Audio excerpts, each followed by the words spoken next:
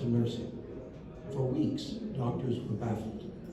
Eventually, he was diagnosed with infantile paralysis, polio, a then mysterious virus that entered the central nervous system, causing muscles to atrophy.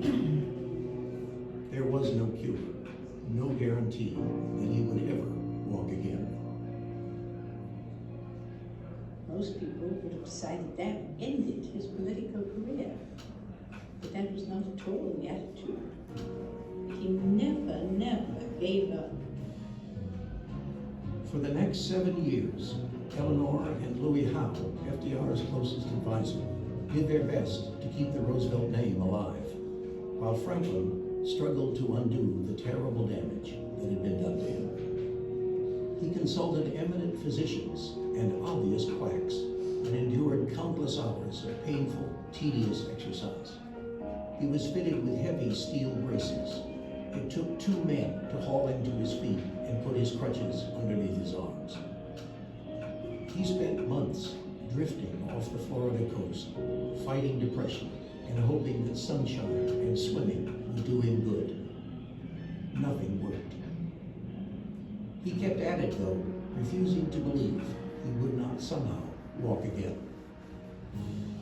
When Governor Al Smith of New York asked Roosevelt to put his name into nomination at the 1924 Democratic Convention, FDR agreed. It would be his first public appearance in 3 years. As he reached the podium, leaning heavily on his crutches, the delegates stood to cheer him for 3 minutes.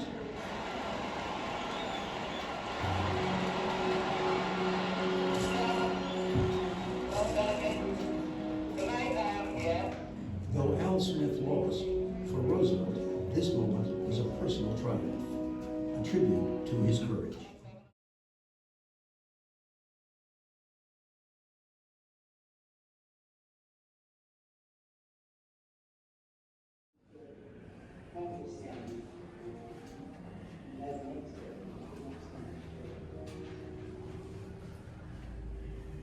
Roosevelt's legs were paralyzed. His children were terrified. So was he. Eleanor did her best to rescue him. For weeks, doctors were baffled. Eventually, he was diagnosed with infantile paralysis, polio. Unregulated capital is dangerous. He proposes that government can be a partner with business and the people to ensure prosperity and economic stability. I'm happy to report that after years of uncertainty, culminating in the collapse of the spring of 1933, we are bringing order out of the old chaos with a greater certainty of the employment of labor at a reasonable wage and of more business at a fair price. But nearly all men are agreed that private enterprise in times such as these cannot be left without a system and without that definitely I will make so many years and free people, but we gradually recognize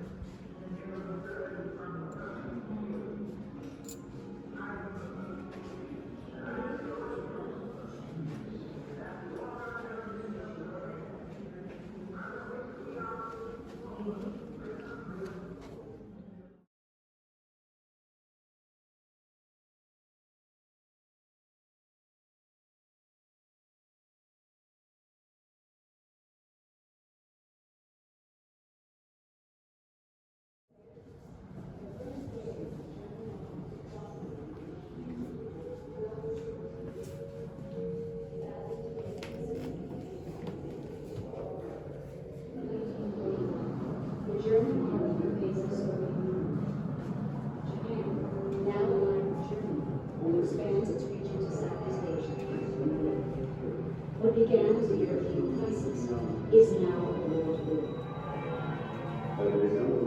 In early September, a German boat fires on the including an oil embargo.